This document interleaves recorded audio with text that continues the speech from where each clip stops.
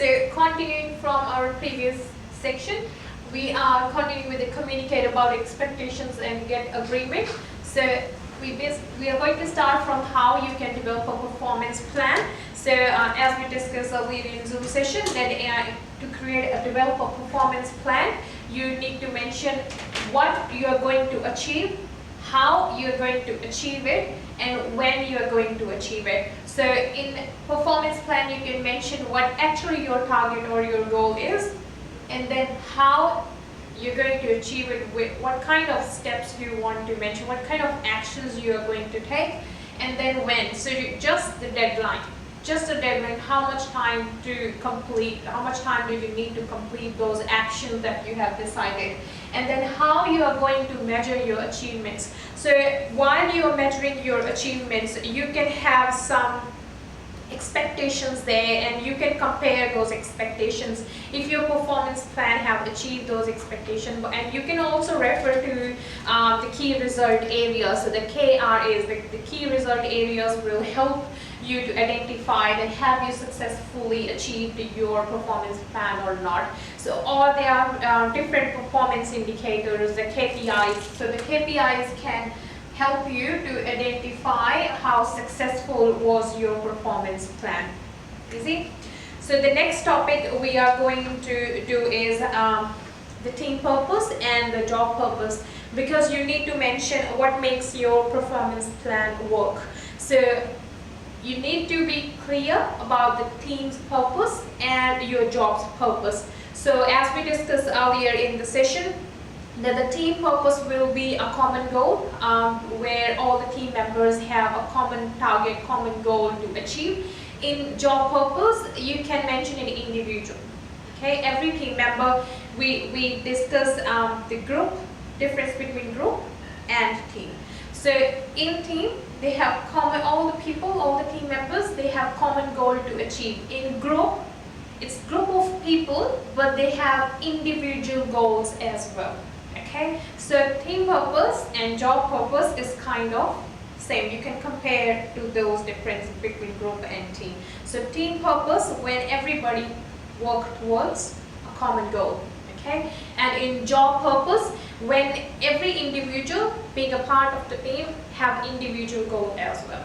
Okay, depending on the job role, the job responsibilities. Cool.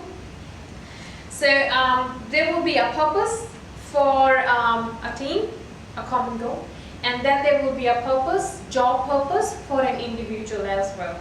Clear? So this is another question in your assessment, question number 1, where you need to mention the team purpose, the team responsibilities, and you also have to mention a SMART goal. Okay, we're going to do the SMART goal next. There are different key result areas mentioned in your learner guide. You can read them. So these key result areas can be related to WHS, and they can be related to staffing, stocking, or they can be related to any performances, performance evaluations or increments, right? So moving next, we are going to start the SMART goal. I'm going to share some examples of SMART goal. You will receive an email from me. So we discussed in the Zoom session as well. Just going to discuss in brief.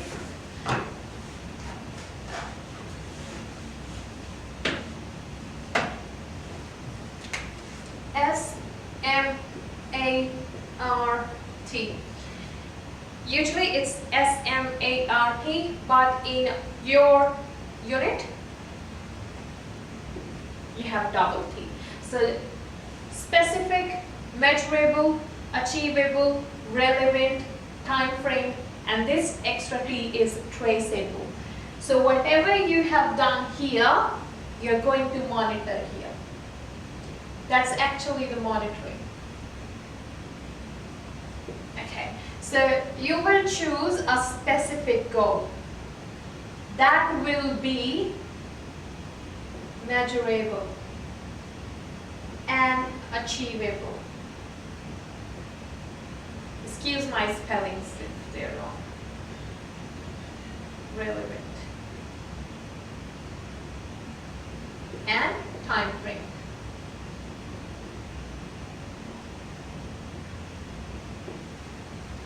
Specific goal. So all of us, we have some goals in life. Okay, when you make it a professional goal, when you make it a team goal, you make it specific. We discussed an example of increasing the revenue by 20% by 1st of October. So saying increase revenue.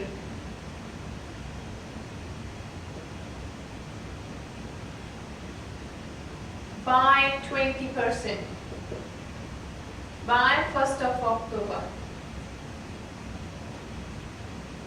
2020. Increasing the revenue is your specific goal. You're not saying I want to make more profit. You're not saying I want to grow my business. If you say this, I want to grow my business, I want to make more profit, that's a wide goal. Okay, you have to be specific what actually you want to achieve. That's the only way you can know how you are going to measure, how you are going to achieve it. So you have to be specific about your goal. So here you want to increase the revenue by 20%. So this 20% is measurable. You know what's your target. You know that you can measure it. If you're saying I want to make millions and billions from my business, that's not measurable. That will not help you to decide the deadlines. That will not help you to decide your actions. How much efforts do you need to increase by 20%? Okay, so you have to have a goal which is measurable. Achievable will have all the possible options, all opportunities that you can take advantage of to achieve the goal. Now, how you're going to achieve this will be achievable. So you're not making any unrealistic goals that are not achievable at all. In relevant, how this is relevant to your business, how this is relevant to your profession, you're going to discuss here in relevancy. How this goal that you have decided is going to help you, help your team purpose, help your job purpose, or help your business. Okay, and in time frame, how much time do you need to achieve this goal? How much time frame you will allow to yourself or to your team to achieve this goal? Sometimes it happens that you create unrealistic time frame for achieving any goal or for achieving your targets. That's gonna just going to give you stress. That's just going to give you a kind of discouragement that you're not able to do this or you're not able to achieve it. So it's really crucial, really important when you decide a SMART goal, you have to have a valid or realistic time frame. Traceable, another T, extra T, is for monitoring. So what actions you have decided here, are they working or not? You are going to check here in traceable. So you can see all the key performance areas or key result areas, or you can refer to all the performance indicators. You have different measurements to check how your decided goal is working. So this is traceable, the extra T. So after this SMART goal, you will be able to answer your first question in your assessment, the theoretical context, the part 2 of your assessment. So till now what we have discussed will help you to answer all those questions. Alright. So next one is we are going to start step 2, how you can communicate with your internal and external stakeholders.